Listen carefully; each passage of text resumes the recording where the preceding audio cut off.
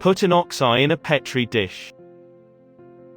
Cut away the eyelid, the eye muscles, and the fatty tissues around the eyeball.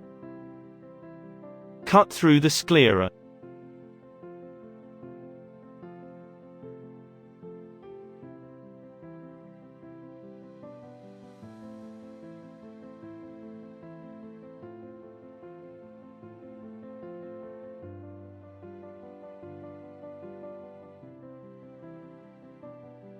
The eye is cut into 2 halves.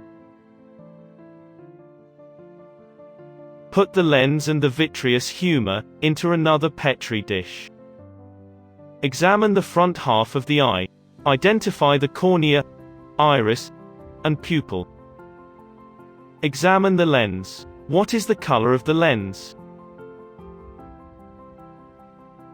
Put the lens on a piece of newspaper. Look at some words through the lens.